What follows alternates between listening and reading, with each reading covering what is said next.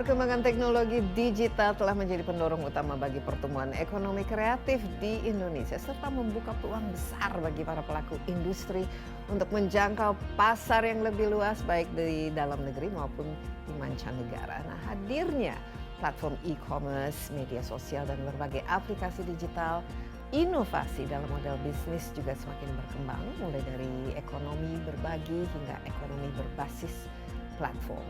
Namun di balik peluang ini tentu saja tantangan juga semakin kompleks, persaingan ketat, perlindungan hak kekayaan intelektual, keamanan data serta literasi digital tentu masih menjadi hambatan yang perlu diatasi. Lalu seperti apa upaya pemerintah dalam menciptakan ekosistem yang kondusif bagi industri kreatif agar mampu bersaing secara global? Insight akan membahasnya bersama saya Desi Anwar.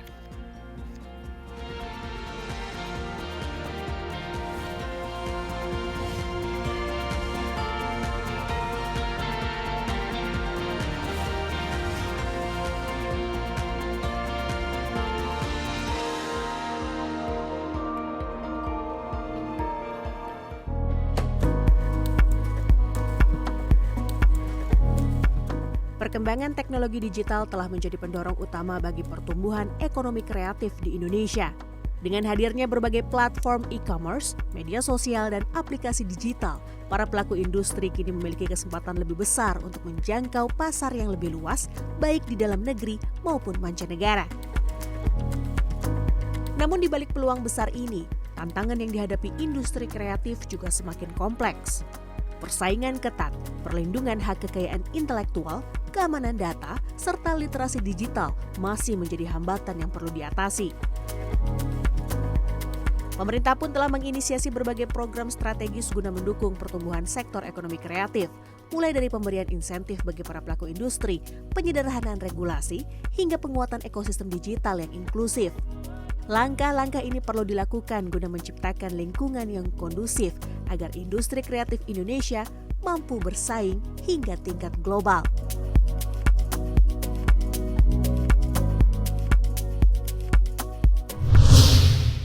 Pemerintah Indonesia telah menginisiasi berbagai program strategis guna mendukung pertumbuhan sektor ekonomi kreatif. Ini menunjukkan komitmen kuat ya dalam menciptakan ekosistem yang jauh lebih kondusif bagi industri kreatif agar mampu bersaing baik di tingkat internasional maupun di domestik. Ya, lalu seperti apa peluang dan tantangan yang ada dalam mendorong ekonomi kreatif untuk dapat menjadi motor penggerak pertumbuhan ekonomi nasional di era digitalisasi, dan apa juga strategi yang perlu diterapkan agar industri kreatif Indonesia semakin maju dan berdaya saing di kancah global. Sudah ada bersama saya di studio Wakil Menteri Ekonomi Kreatif Indonesia, Irene Umar, untuk membahasnya. Bu Irene, apa kabar? Apa kabar? Baik. Sehat selalu? Sehat harus. Iya. Kalau kita bicara ekonomi kreatif, sebenarnya ini suatu industri yang Indonesia itu sangat-sangat erat ya. Betul. Karena saya lihat itu Indonesia itu memang banyak sekali orang-orangnya yang kreatif ya. Ini tercermin dari tradisi kita, budaya kita, dan juga karakter dan semangat dan spirit Indonesia. Ini bisa menjadi salah satu motor penggerak sebenarnya pertumbuhan Indonesia, baik dari segi ekonomi maupun dari segi inilah identitas gitu. Nah, seperti kita ketahui pemerintah Prabowo kita punya target ya 8%. Yap. Pada mungkin 5 tahun ke depan. Nah, ini sudah lebih dari 100 hari ya sebenarnya ya. Nah, Bu Irene, di bawah ekonomi kreatif ini kan banyak ya. Kalau kita bicara ekonomi kreatif mungkin kita perlu ketahui juga satu persatu ya, apa-apa saja. Ada desain dan arsitektur misalnya, ada seni kerajinan, musik, hiburan, film, buku, periklanan, promosi, IT, dan banyak sekali.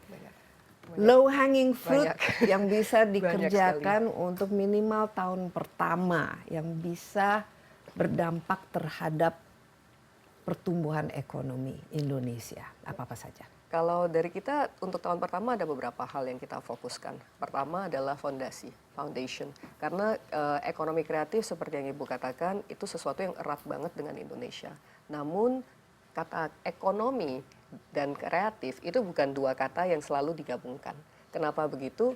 Kreativitas itu orang konotasinya adalah freedom. Ya. Orang konotasinya adalah values yang invaluable and nggak bisa menaruh angka di sana. Jadi menaruh kata ekonomi di depan ke kreatif ini sesuatu menurut saya suatu breakthrough, quote and quote. Jadi banyak orang yang mungkin belum paham mengenai apa sih ekonomi kreatif. Sebagai contoh, saya yakin pemirsa banyak yang mengatakan, dan saya juga banyak ditanyakan, Rin, anak saya main game terus mau diapain ya? Padahal game industry sendiri di Indonesia 1,9 miliar US dollars secara sizing. Right, itu yang official, yang unofficial atau yang belum terdetek saya tidak tahu. Nah, kedua mengenai era digitalisasi. Orang pengen menjadi penulis, orang pengen berada di dunia entertainment yang berhubungan dengan nyanyi, seni tari dan kawan-kawan. Tapi banyak sekali orang tua yang menyayangi anak akan mengatakan jangan, mendingan kerjanya nggak bisa hidup nanti. Betul. Cari pekerjaan yang lebih benar lah. Betul. Jadi itu dijadikan hobi saja. Kekreativitas selama ini dijadikan sebuah hobi, tapi padahal ini adalah sebuah industri yang sangat besar. Kita sudah lihat di negara-negara lain bahwa ini adalah motor, new engine of growth. Maka dari itu Kementerian Ekonomi Kreatif / Badan Ekonomi Kreatif merupakan, kita mencetuskan ini sebagai new engine of growth sebagai untuk negara kita. Untuk itu fondasinya itu harus kuat. Fondasinya itu apa, Bu? Selain kita harus mengatakan kepada semua orang, Ekraf itu sebenarnya apa sih, ya kan? Database. Jadi kita mengatakan data itu yang harus kita kumpulin. Hari ini kita konkret aja. Banyak teman-teman yang mungkin menghasilkan sebuah karya yang luar biasa bagus, tapi mau melakukan itu lewat merchandising. Bagaimana mencari supplier merchandisingnya itu juga masih segregated. Jadi saat itu dan teman-teman dari BUMN atau dari swasta menanyakan, saya pengen dong ini ada muralnya, atau saya pengen dong dibikinkan, mungkin bisa gak sih saya punya educations, internal education dijadikan sebuah games. Tapi nyarinya kemana? What's the next step? Jadi pendataan dari seluruh ekonomi kreatif pejuang-pejuangnya sekarang kita lagi datain satu-satu. Yang didata persisnya orang-orangnya atau jenis-jenis dari kreativitas itu sendiri. Orang-orangnya. Kalau sampai berapa jumlahnya sekarang yang udah didata atau masih dalam proses pendataan? Udah mulai. Karena Ekraf meskipun ini kementerian yang baru, namun sebelumnya sudah ada Bekraf. Dan transformasi untuk menjadi sampai ke kementerian ada badannya, kemudian digabungkan ke Parekraf dan ini datanya itu kan ada ke sana, ada ke sini ya. Jadi sekarang kita lagi menarik semuanya data yang sebelumnya, sembari kita juga menarik data yang baru. Karena data itu kalau sudah kelamaan bisa obsolete. Jadi data cleansing itu juga sesuatu yang harus kita lakukan. Jadi satu database. Dan kalau kita ada program apapun juga, itulah yang harus kita lakukan. Kedua dari fondasi adalah internal daripada kementerian kita sendiri. Ya kan? Kalau misalnya semuanya manual basis, kita mau bilang digitalisasi seperti apa. Jadi everything have to start within our ministry internal. Jadi di dalam internal kita juga kita harus pembenahan dari segi pendataan, dari segi flows untuk pekerjaan dan nggak usah membangun sebuah sistem menggunakan yang sudah ada aja. Because I'm against building something new, because it takes too much time. Yeah, it takes too much time and it's unnecessary. Correct. Jadi yang efisien aja. Itu satu ya yang kita lakukan secara fondasi. Kedua, kita bertemu dengan semua subsektor yang ada untuk mengetahui, karena saya nggak mau sok pintar juga kan, ini banyak sekali subsektornya, tidak mungkin menjadi master of everything. Jadi kita harus ada prioritas ya. Correct. Kita ngobrol dengan semuanya apa yang terjadi dan kita petakan satu-satu supaya harapannya bisa menjadi peraturan. Itu first year that we have to clarify peraturan mengenai ekonomi kreatif dan ekosistemnya yang dibentuk seperti apa. Right. The last one is there are so many low hanging fruits out there mengenai Ekraf. Kalau disuruh memprioritaskan nanti saya diomelin, ini kok saya dianaktirikan. Jadi I can't say it out loud, but there are a lot of low hanging fruits yang bisa terjadi. Yang dibutuhkan oleh anak-anak ekonomi kreatif adalah sebuah wadah, sebuah stage to showcase what they have. Produknya, I can guarantee you, Bu, nggak malu-maluin dan malahan udah world class dan sudah diakui oleh global. Malahan yang Indonesia malah yang belum mengakui. Jadi ini mau kita tarik supaya nasionalismenya itu kembali. Dan kita bangga produk Indonesia yang even at digital, global stage sudah mendapatkan global recognition and awards. Jadi ini semuanya subsektor itu mau tidak mau jadi prioritas juga ya. Mau. Nah ini untuk digitalisasi secara internal sudah berapa persen dan ini? Bu, kita kan kementerian baru dan ini pembagian. Ada basic dari seperti kita bikin perusahaan lah, organizational chart, manpower, ini yang kita harus menyusun sesuai dengan peraturan yang ada. Jadi untuk percepatannya itu di bulan 12 kita baru tahap pertama untuk apa namanya inaugurations, Yeah. and then our final inauguration dan sekarang masih tetap berlanjut terus kan. Organizational chart itu orang-orangnya harus ada dulu. Kalau enggak kan enggak jalan. Itu for now almost 100% udah done lah ya. Tinggal beberapa yang harus dilakukan. Kedua adalah pemetaannya dari karena kalau bekerja tanpa plans itu sembraut kan jadinya kan.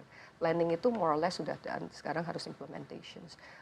Pesan kita terhadap teman-teman di Kementerian Ekonomi Kreatif adalah no matter what the budget is, we have to keep going forward. Karena ini perjuangan dari teman-teman ekonomi kreatif sudah bukan berabad-abad lah ya, berdekade kan. Iya, dan Jadi juga we need to do this. iya, gitu. dan juga tanpa budget kan bisa kreatif lah untuk mencari Harus, ini tantangan, we have sumber-sumber. to be. Kalau dari segi database itu sendiri, angka kira-kira ballpark figure sudah berapa ya? Ada berapa sih di Indonesia pemain atau pelaku yang nanti bisa dimasukkan ke dalam data dan Kalau angka so far kalau saya nggak salah dari Bappenas saya kutip itu ada 20-an pekerja aircraft, 20 jutaan pejuang aircraft. Tapi menurut saya itu lebih dari itu. pasti lebih lah Karena ya, jumlah UMKM yang ada di Indonesia saja kan lumayan ya, cukup besar ya, hampir 30 juta kalau tidak salah. Betul. Apalagi kalau yang kreatif dan kita memasukkan konten kreator. Konten kreator ini kita nge-scrap datanya aja itu udah cukup besar. Baik ya. Nah sekarang dengan digitalisasi ini banyak sekali platform dan banyak bentuk-bentuk kreativitas yang sebenarnya sudah bisa dimonetize. Nah ini Bu Aini, kita istirahat sebentar, tapi kita akan lanjutkan setelah yang berikut ini. Tetaplah bersama Insight with Desi Anwar, kami akan segera kembali.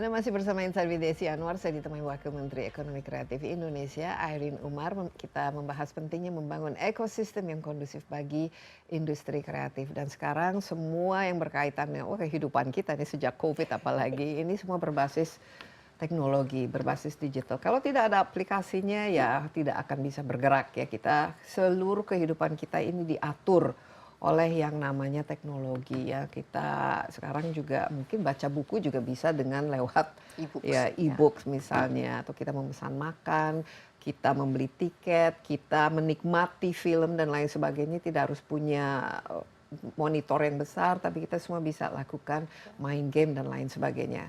Nah khusus untuk ini low hanging, tujuannya itu kan sebenarnya kita ingin memonetize kreativitas yang ada ya, dan yang saya lihat yang paling cepat ini ya itu yang berbasis digital ya. Kalau dulu saya pernah orang tergila-gila dengan NFT, tapi sekarang sudah tidak terlalu ini ya, tidak terlalu digaungkan lagi yang NFT. Apa kira-kira yang bisa langsung kita monetize dan kita tahu bahwa orang-orangnya juga sudah banyak, sudah ada, karena ini tiktokers ya, mereka itu banyak sekali jumlahnya dari Sabang sampai Merauke, dengan seluruh segmen masyarakat itu hadir di TikTok ya. Ada yang YouTubers dan lain sebagainya. Ini bagaimana supaya kita bisa, kreator-kreator ini bisa memonetize, apalagi karena platform ini bukan Indonesia yang memilikinya, tapi teman-teman di Amerika Serikat yang Mark Zuckerberg, Bezos dan kawan-kawan. Ya, ada beberapa hal sih. Satu, kalau yang digital, the amazing part of digital yang kita rasakan di Jakarta tidak dirasakan oleh semua daerah-daerah. Itu satu kan. Namun bagusnya adalah internet sudah ada di banyak kota-kota. Mungkin nggak semua pedesaan, tapi sudah banyak di kota-kota, dan kota-kota kecil juga sudah mulai ada. Nah, bagaimana cara memonetize-nya? Yang saat ini kita lakukan, one of the lowest hanging fruits yang kita petik dari bulan Desember kemarin adalah melakukan bukan hanya kelas yang one off, tapi kelas yang berkesinambungan, dan sampai saat ini juga kurikulum tetap dibangun. Apa sih yang kita lakukan? Ini umbrella yang kita namakan emak-emak metik, emak-emak melek teknologi. Emak-emak metik ini sebenarnya berangkatnya dari sebuah board games, tapi karena namanya dan maskotnya sudah ada, event games ya sudah ada, ya kita menggunakan ini sebagai sebuah programnya. Jadi emak-emak Matic ini disasarkan kepada bukan hanya emak-emak tapi juga bapak-bapaknya. Udah pada protes, jadi nanti kita adain bapak-bapaknya sama bocah-bocahnya juga ada ya programnya. Mereka mau masuk, introduction cost-nya adalah apa sih? What are the options that you have dengan menggunakan HP-nya?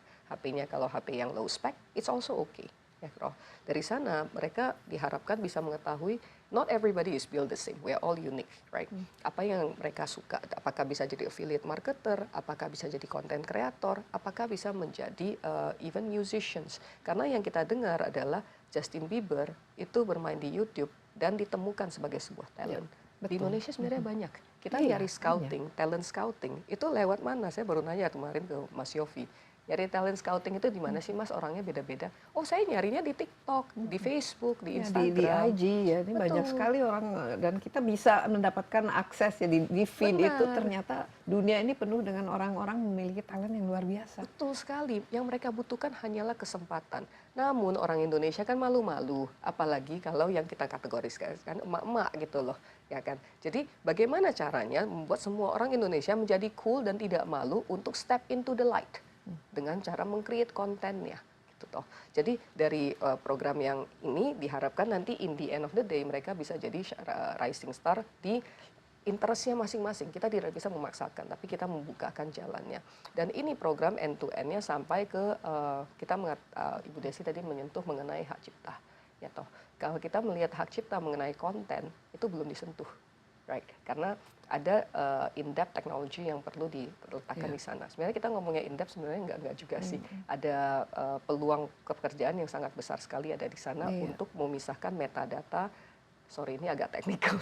Memisahkan beberapa metadata supaya bisa di-trace. Contoh simple kayak gini deh, Bu Desi mengupload sebuah konten. Kalau di-download, kemudian di-re-upload, ini hak ciptanya gimana nih? Apalagi kalau ada ditambahin embel. Ya biasanya ditambahin embel-embel, ada komentarnya, ada ini seolah-olah ini sesuatu yang original, padahal kan dia mengambil dari yang dimiliki oleh orang lain. Betul, kan? Itu masih oke tuh kalau cuma ditambahin dengan seolah-olah itu milik dia. Tapi dampak ekonomi ya harus ketarik kepada original content creator-nya.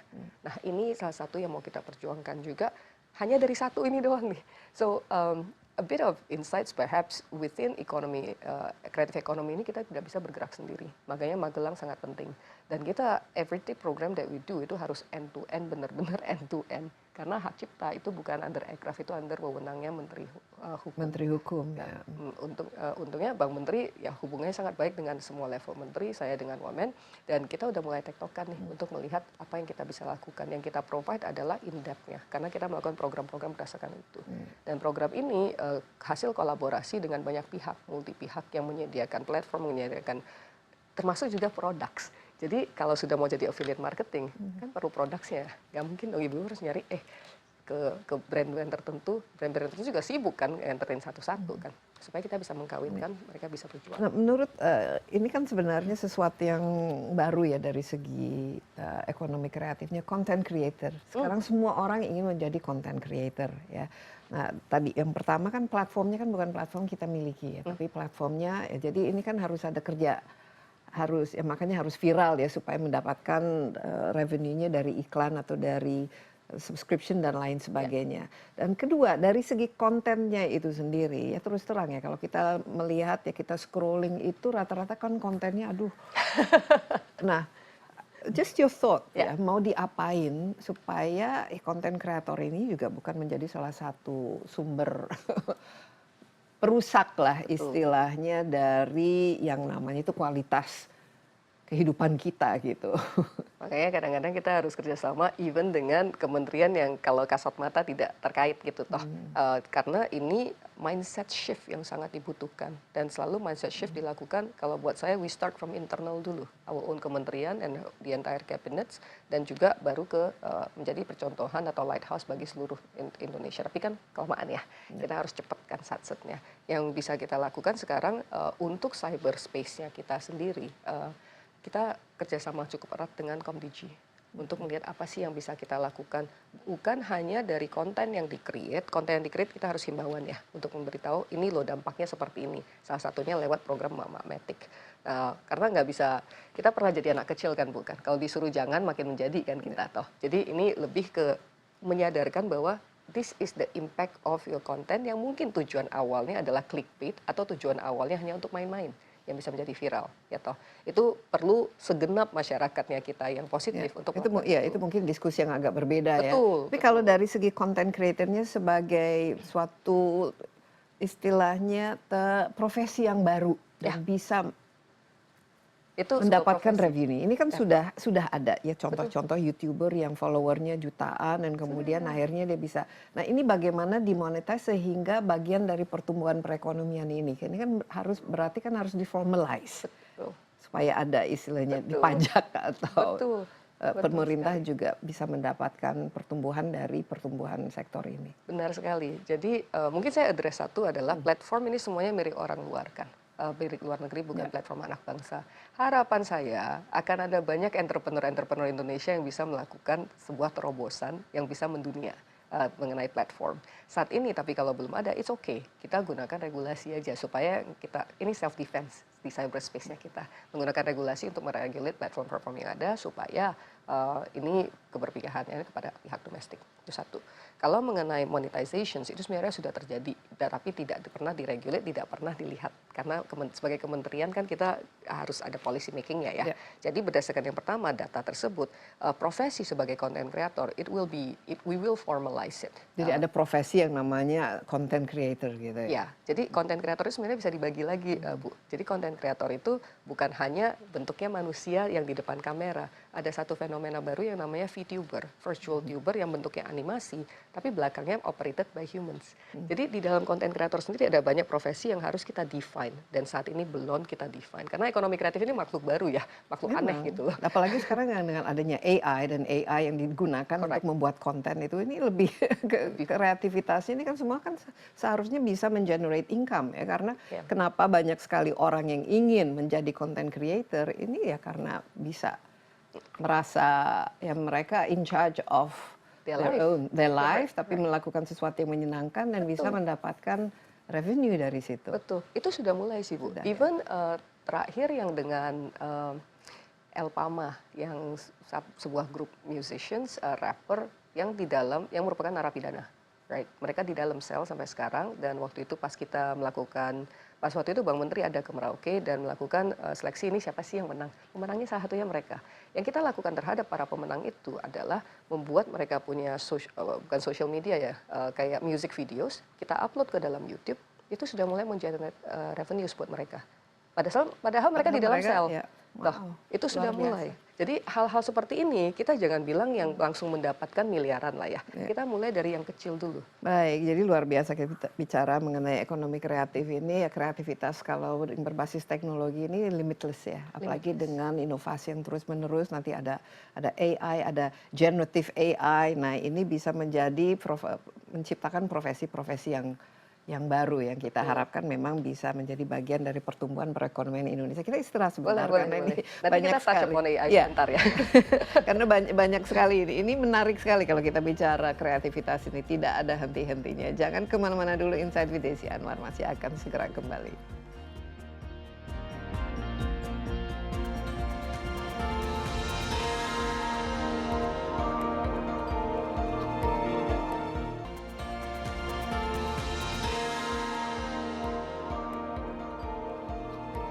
Kembali bersama Insight with Desi Anwar, saya masih ditemani Wakil Menteri Ekonomi Kreatif Indonesia, Airin Umar. Kita membahas peluang dan tantangan dalam membangun ekosistem industri kreatif khususnya berbasis digital. Karena hampir bisa dikatakan semua ini harus berbasis digital. Tapi ternyata basis digital ini juga menciptakan peluang-peluang baru.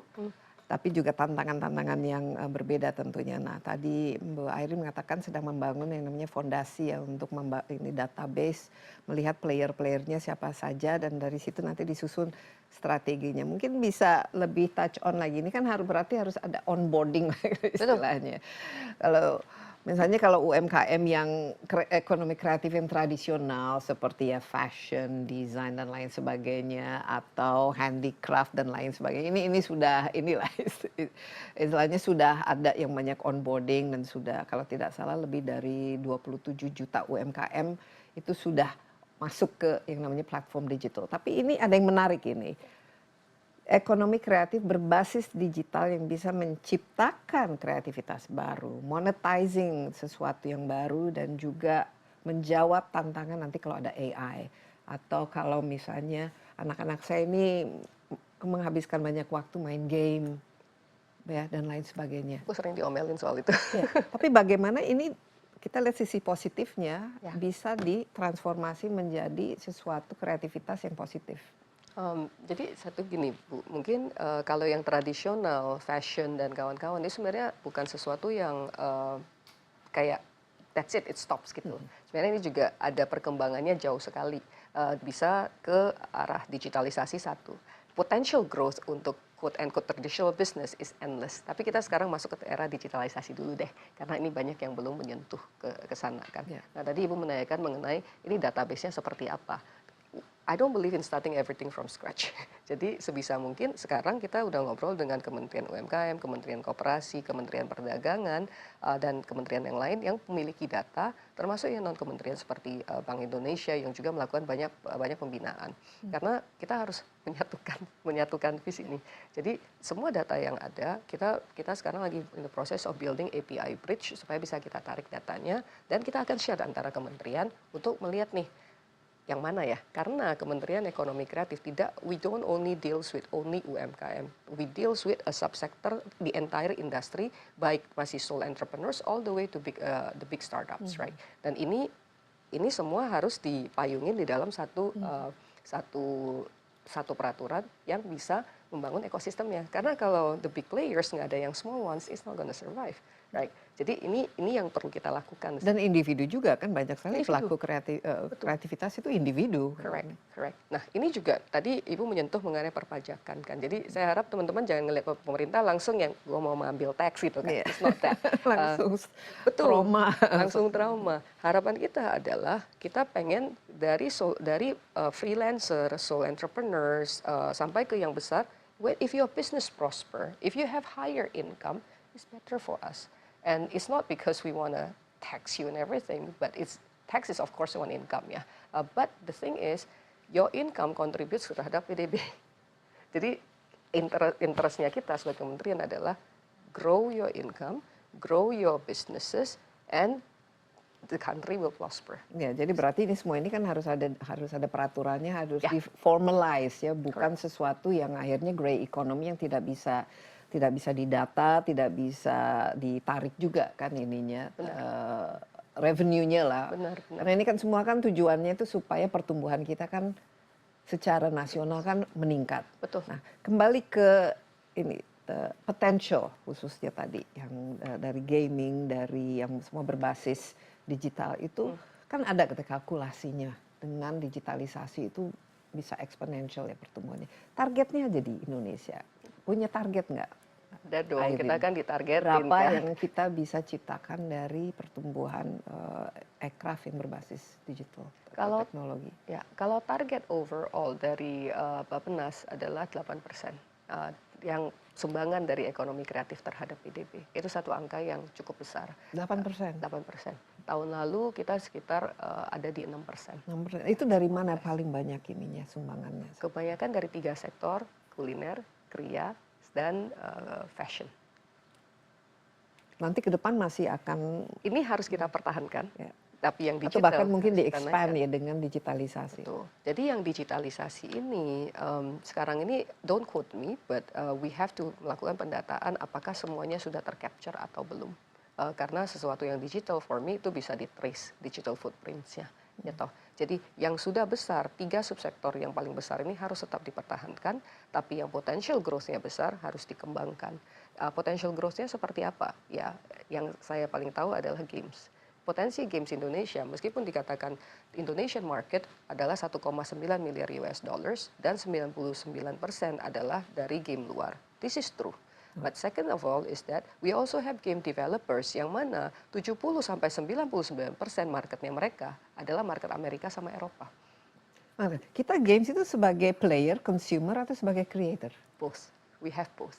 Jadi as consumers, we have consumers kenapa? Karena we have 280 million populations dan semua kita merupakan salah satu tingkat penetrasinya paling tinggi dalam segi memiliki handphone dan memiliki internet in the world, right?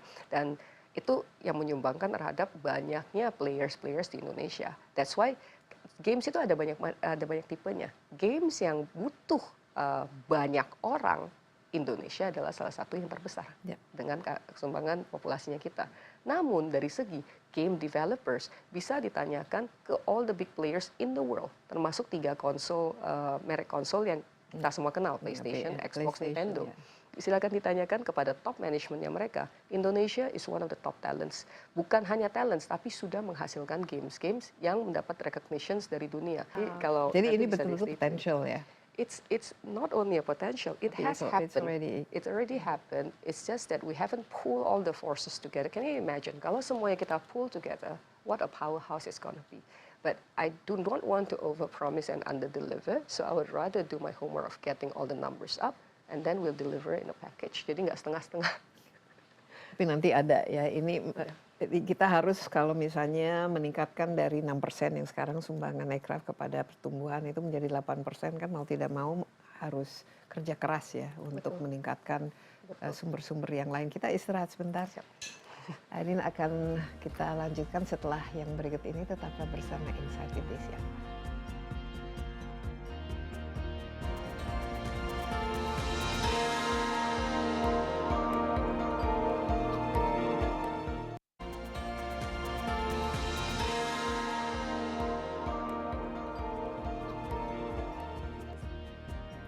Anda masih bersama Insight with Desi Anwar. Saya ditemani Wakil Menteri Ekonomi Kreatif Indonesia, Airin Umar. Kita ternyata banyak sekali ya subsektor dari ekonomi kreatif yang kita baru tadi sentuh, itu sebenarnya hanya segelintir ya. Betul, hanya service. Hanya service, tapi semua intinya ini semua itu kalau kita dikelola dengan baik, kita ciptakan ekosistem yang baik dan juga mendapatkan semacam akses untuk dari segi fundingnya. Ini kan ini yang paling penting kan, fundingnya atau pendanaannya, kemudian promosinya, marketingnya, dan untuk distribusinya serta pasarnya dan lain sebagainya. Ini sebenarnya bisa menjadi salah satu industri yang luar biasa, karena kalau kita bicara hilirisasi ini endless ya. Betul. Film, saya mau touch. Kenapa film ini? Karena sekarang Indonesia ini sudah melahirkan begitu banyak film-film, dan kalau dulu teater-teater kita atau bioskop kita kan penuh dengan film-film dari luar, khususnya dari Hollywood. Tapi sekarang saya lihat itu banyak sekali karya anak bangsa. Bagaimana ini supaya memudahkan dan juga menjadikan industri perfilman kita itu yang nggak seperti Hollywood lah, tapi kita lihat Bollywood lah, atau sekarang mungkin Korea ya, Korea Selatan itu sudah sangat berhasil mempromosikan film, hiburan, musik dan lain sebagainya yang berkaitan dengan entertainment industry. Betul. Indonesia saya rasa film sudah lebih enak ya, karena dari segi funding itu sudah banyak investor yang mau masuk ke sini. Kedua juga dari segi karya ya, karya creativity I don't doubt Indonesia, we are super hyper creative gitu toh. Dan dari segi yang perlu kita tajamkan mungkin dari segi promosi dan distribusi mengenai film. Dan kalau tadi dibandingkan dengan Hollywood, I would dare to say our animation movies sebenarnya is one of them yang akan keluar di bulan Lebaran ini is already up there. Okay. Dan bahkan disandingkan, ini bukan orang Indonesia yang berkata, Pixar and Disney, correct. Dan ini hasil karya bangsa yang perlu kita push. Jadi hasil pembiayaan sudah ada, kemudian ini kreativitas sudah ada. Yang perlu kita bantu fokuskan adalah promosi dan distribusi. Distribusi ini sekarang kan orang mengatakan layarnya Indonesia, the pink elephant in the room. Layar Indonesia itu terbatas, right? So one thing that we want to look at is, ada gak sih layar-layar alternatif yang sudah available di luar sana? Kita sering melihat kalau ke coffee shop, ke kawan-kawan itu semuanya ada yang nonton bareng kan. Nah, bagaimana, how can we regulate this? Jadi nggak mempermasalahkan masalah hak cipta juga. How do we join forces menggunakan idle resources yang sudah ada? Misalnya di sini, ini ada layar banyak kan. Ada nggak sih layar yang layak untuk menayangkan film-film yang biasanya ditayangkan di dalam bioskop? Itulah namanya definisi bioskop alternatif kan. Nah, balik lagi ke database Bu, harus nyari itu. Kedua adalah menego dengan para pembuat film ini untuk licensingnya seperti apa baiknya. Right. Baru yang terakhir adalah promotions. Untuk film animasi yang tadi saya sebutkan namanya adalah Jumbo.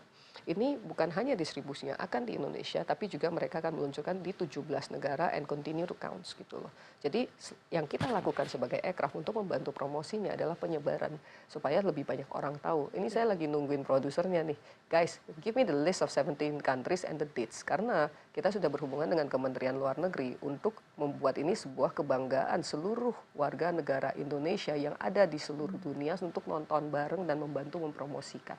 Kita juga akan mengirimkan ke semua ambasador yang ada di Indonesia supaya semua aware, semua orang ini sesuatu karya anak bangsa yang harus dibanggakan oleh semua orang lah.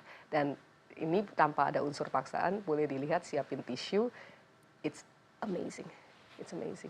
Dan di sana juga ada unsur-unsur yang mungkin tidak tersirat di sana, di mana tidak ada gadget sama sekali. Kita mengatakan mengenai digitalisasi, tapi at the same time we also need to be kind to ourselves and have a digital detox. Jadi itu beberapa pesan yang akan disampaikan. Jadi dunia film, singkatnya kita akan fokus ke promosi dan distribution. Strategi, ya Airin, ini kan semua perlu strategi. Betul. Ya, Airin ngambil Betul strateginya dari mana? Ini saya sebut Korea Selatan ya, karena Korea Selatan ini sekarang ini sesuatu fenomena yang sebenarnya hanya 10 sampai 15 tahun yang lalu. Strategi yang diimplementasi oleh pemerintahannya sendiri. Jadi mereka yang memang semua itu satu visi, yaitu memajukan yang namanya budaya Korea Selatan.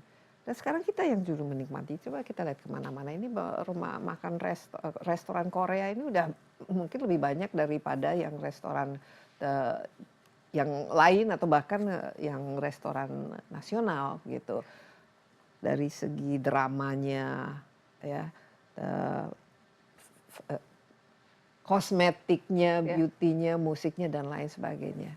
Strategi Airin apa? Saya suka belajar dari history mengenai apa yang dilakukan oleh Korea. Jadi pada saat itu sekira-kira 15-20 tahun yang lalu, Korea mengatakan saya akan membuka akses pasar Korea kepada Jepang. Karena pada saat itu yang sangat ditakutin adalah Jepang oleh Korea. Semua teman-teman yang di Korea itu yang bergerak di dunia ekonomi kreatif langsung yang we are not gonna make it. Because ini ada keberpihakan terhadap Korea untuk melindungi. Presidennya mengatakan ini. We will get them to come to our land, but you all have one mandate. Learn from them as much as you can, create our own industry. Itu tidak pernah disorot pada saat pergejolakan tersebut. Karena itu sesuatu resiko yang sangat besar sekali yang dilakukan oleh Korea. Jepang masuk ke Korea, yang Korea semuanya diwajibkan untuk mempelajari apa yang dilakukan Jepang supaya untuk mereplikate hal tersebut. Mereka reverse engineer. Makanya Correct. dari segi otomotif itu mereka tiru teknologi Jepang. Benar sekali. Nah, apa yang kita lakukan di Indonesia? Indonesia dianggap sebagai market for now, right? Daripada kita bilang no, you cannot come in. I would rather have the knowledge transfer to happen. Di mana kita pengen, you come in, regulate it properly. Jadi secara taxation itu fair terhadap negaranya kita dan regulasi untuk investasi masuk. Kita nggak perlu takut dengan investasi luar kalau kita siap. But we need to regulate talent and knowledge transfer. It must happen. Karena talents kita perlu kita persiapkan. Tanpa ada on the job training, is not gonna happen. Jadi strateginya saya ya adalah kalau terutama soal IP yang sudah kita lakukan ya. IP Jepang ada yang masuk ke Indonesia. Come in, we will help you. But partner with local IPs. Yang local IPs boleh ditanyakan kepada beberapa yang sudah besar, contohnya Thai Lalat, mereka belajarnya sebesar apa dari IP Jepang mengenai cara memanagenya. Dari sana, mereka sekarang sudah bikin agency mengenai IP nih. Kita one step ahead kan. Jadi dari talentnya itu kita harus prepare dulu. Kalau misalnya, dan ini nggak bisa langsung jadi dalam 100 hari. Ini multi years kan. Nah, pada saat, jadi harapan saya jangan takut kalau misalnya ada yang luar masuk ke Indonesia. Ya sudah masuk juga. Dan sudah masuk. Dan kita justru harus belajar dari situ. Capitalize from it. Karena orang dari luar yang tidak memiliki kekayaan seperti Indonesia, tidak dianggap market seperti Indonesia, mereka memohon-mohon mereka untuk datang ke negaranya, tidak digubris. Kita yang sudah masuk ke dalam, belajar sebanyak-banyak. Be that hungry soul untuk belajar. Jangan habisin waktu untuk yang kita harus nolak mereka masuk. Use the time to capitalize on it. Jadi kedepannya bisa bikin karya anak bangsa. Iya, dan mumpung kita juga sekarang sedang istilahnya keranjingan sekali dengan semua yang berkaitan dengan Korea Selatan justru kita harus pelajari Ya. bagaimana mereka lakukan ya, strategi yang digunakan itu seperti apa, dan mudah-mudahan kita juga bisa menciplak atau meniru dan Benar-benar. yang kita miliki juga sama suksesnya Benar, seperti benar. mereka ya. Nah, Karena mulai dari dulu, jadi jangan dilihat yang sekarang, Iya. mulai dari awalnya. mulai dari awalnya dan bagaimana ya mau tidak mau kita juga harus mengikuti Betul, proses itu. betul. Ya kita istirahat sebentar, tetaplah bersama Insight with Desi Anwar. Kami akan segera kembali.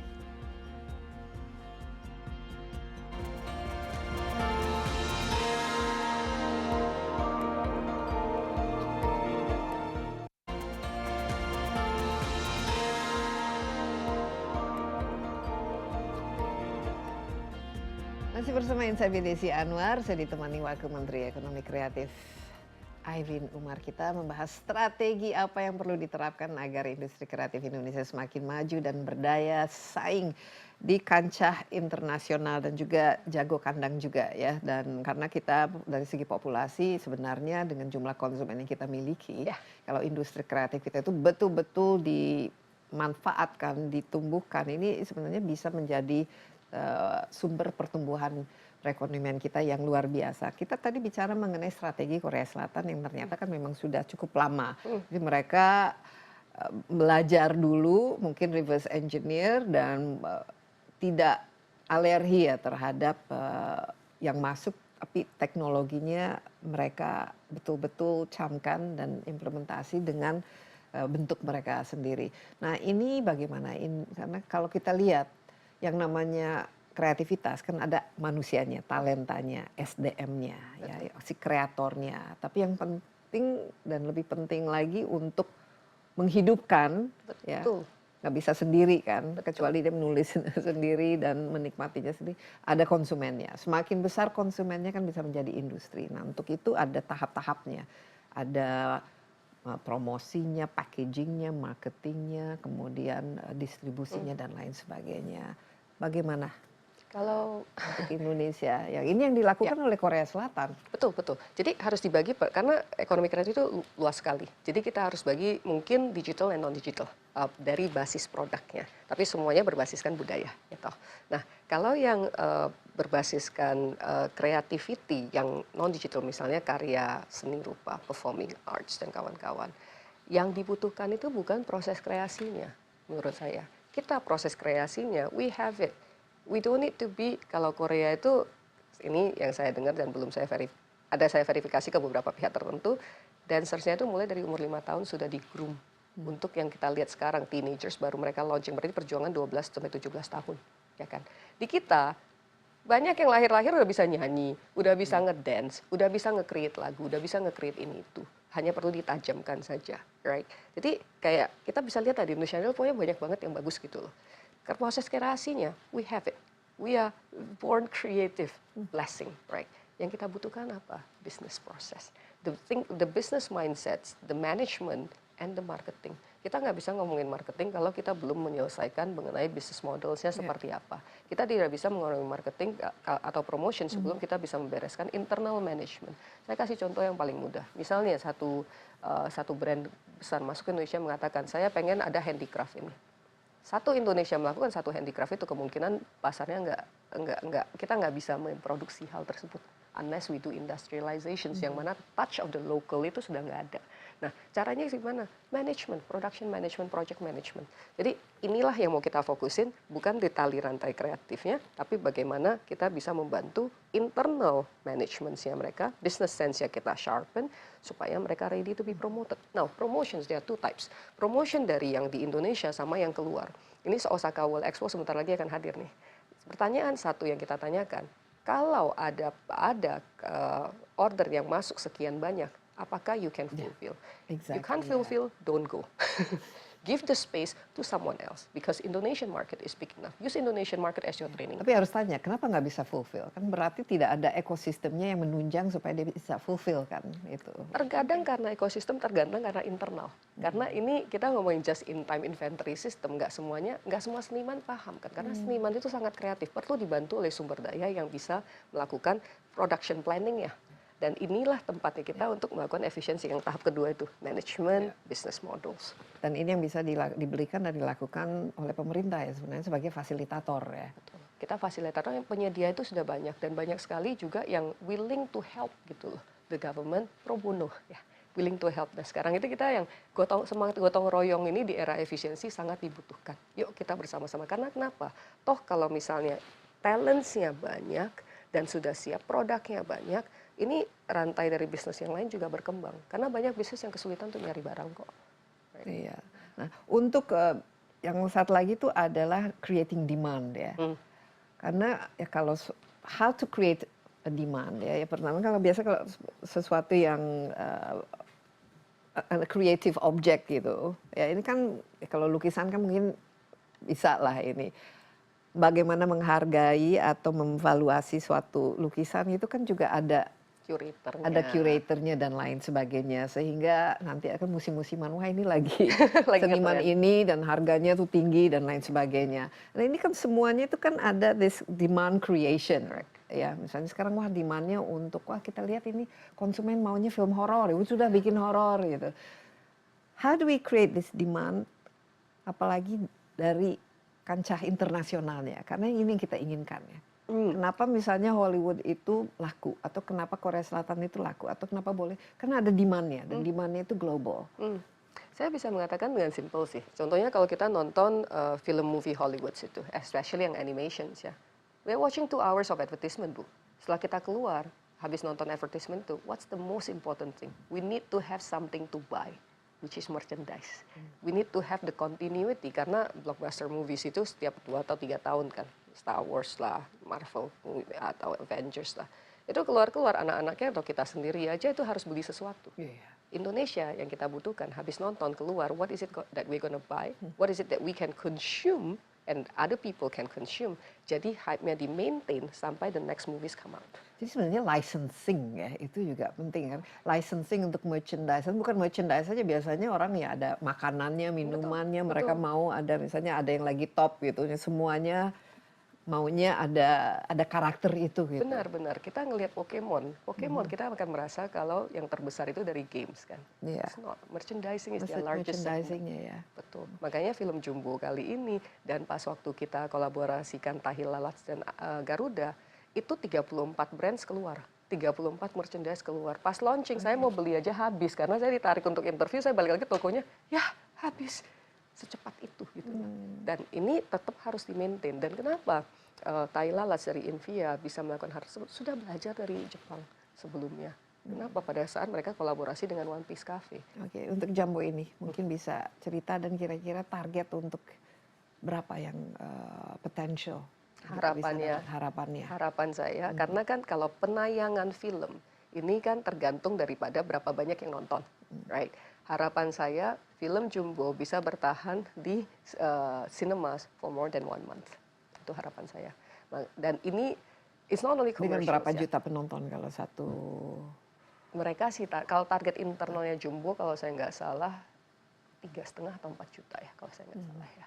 Sebenarnya kalau dengan jumlah ya itu kalau kita punya bioskop lebih banyak atau distribusinya juga bisa masuk ke daerah-daerah ini kan. Nggak usah masuk ke daerah kalau kita ngelihat dari business planningnya mereka, it's very visible untuk Indonesia. Dan bahkan sekarang mereka sudah promote nonton Jumbo duluan, the tickets is sold out, Bu. Ya, karena dari trailernya aja, itu people can see that it's amazing. Dan ini ini gotong royong dari 400-an animator selama 4 tahun lebih.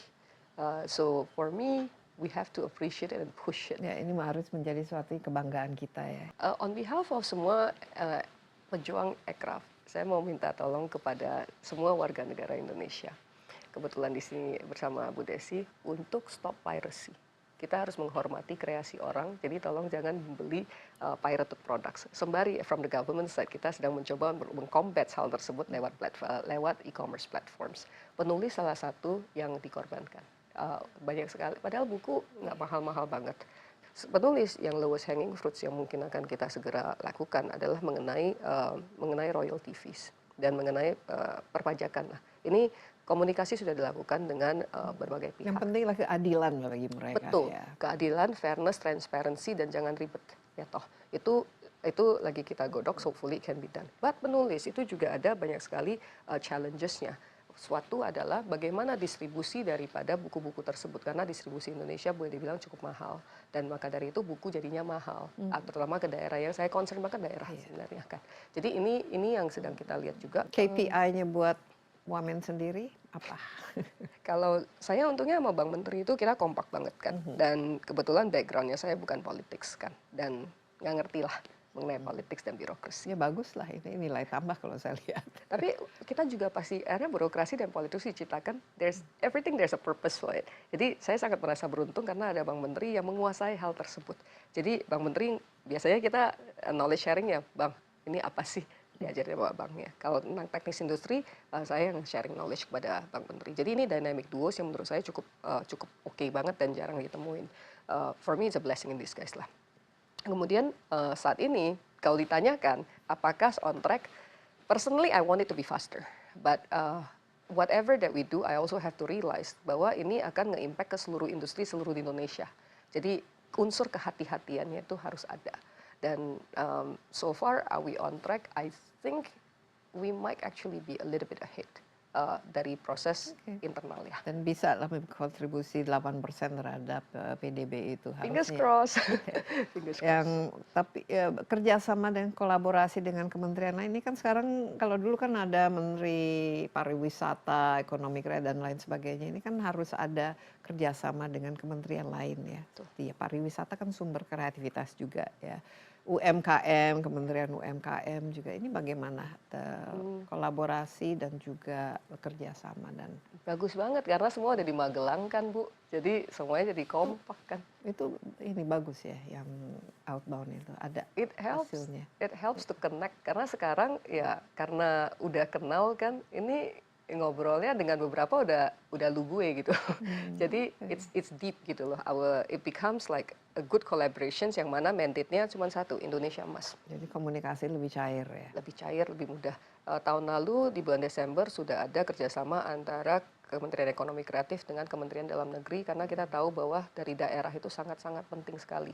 Jadi koordinasi dengan daerah. Makanya dengan Bang Menteri juga pada saat pelantikan juga ada ke Magelang untuk memberikan makalah mengenai ekonomi kreatif kepada para kepala daerah. Anggaran yang terbatas bagaimana ini, apa yang dampaknya? Besar sekali dampaknya, tapi kalau I'm super optimistic lah ya. For me itu banyak sekali idle resources yang bisa digunakan. Contohnya? Jadi contohnya gini deh, Kota Tua.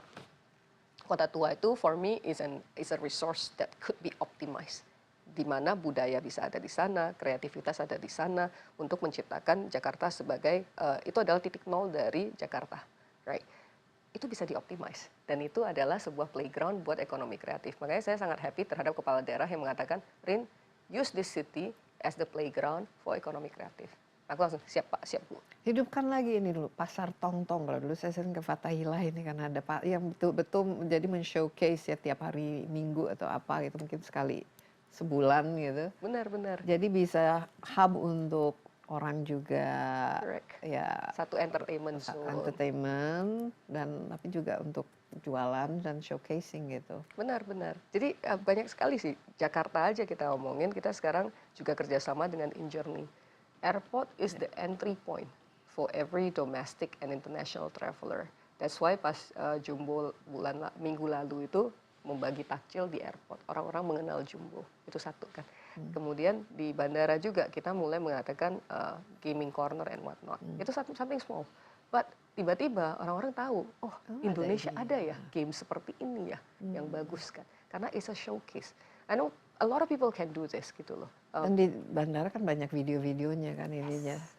Sekarang kalau sambil nunggu koper kan ininya banyak sekali. Besar ada video wallnya kan besar sekali. Nah itu bisa showcasing ya. Dan kereta api juga. Jadi pas mudik tahun ini itu sudah ada 3 IP lokal yang akan nangkring di kereta api yang kita di 11 kota. Jadi supaya memperkenalkan nih, ada nih loh IP lokal loh kepada masyarakat kita. Karena 280 juta populasi, siapapun juga Anda, baik ekonomi kalangan atas, menengah, bawah, memiliki satu hak untuk memilih mau mengkonsumsi produk luar atau produk dalam negeri. mau bermain games luar atau games luar negeri. Tapi bagaimana pilihan itu bisa bisa diadakan kalau mereka nggak tahu ada pilihan ini. Jadi yang kita lakukan sekarang ya menyebaran dan kerjasama yang Menciptakan erat demand banget. ini kan. Betul. Jadi dan ini tanpa APBN kan. Kita kerjasama dengan Injourney luar biasa kerjasamanya, menyediakan airport. Borobudur nanti saya next week akan visit untuk melihat apa yang bisa kita lakukan bersama. Ini di Borobudurnya ya, dan tempat-tempat lain yang kita satu-satu kita buka lah. Karena dari Injourney sendiri juga membutuhkan ekonomi kreatif, right? Yeah. One of the pathway that they want to do is to make Indonesian airport one of the best airport in the world. What do we have to do? Ya, kita berkolaborasi di sana. Iya, jadi kuncinya memang kolaborasi ya, dan apalagi Indonesia ini kan luas ya dan banyak sekali ya, yang sekarang saja kan sudah dijadikan inilah destinasi wisata dan lain sebagainya. Benar. Ini semua kan bisa jadi pusat-pusat untuk menciptakan ekonomi kreatif. Betul. Jadi kerjanya apa sehari-hari? Mak comblang. Kerjanya mak comblang, terus di mobil tuh pasti ada barang-barang dari ekonomi kreatif lah ya. Kita selalu mengatakan, ada ini loh, ada itu loh. Tapi kalau nggak ngelihat kan nggak bisa ya. Jadi kita kasih lihat nih, ini bisa jadi possibility-nya seperti apa. Mau dikontak nggak? Merchandise contohnya. Merchandise kita pengennya yang cute, yang bagus, yang merepresentasikan budaya Indonesia, tapi yang nggak old school. Contoh ya, apalagi untuk yang startup. Itu kita ada banyak sekali yang tidak pernah dipertemukan. Di showcase di mana? Ada platformnya nggak yang orang bisa lihat? Ini harusnya kan ada ininya lah, showroomnya. Are you reading my mind?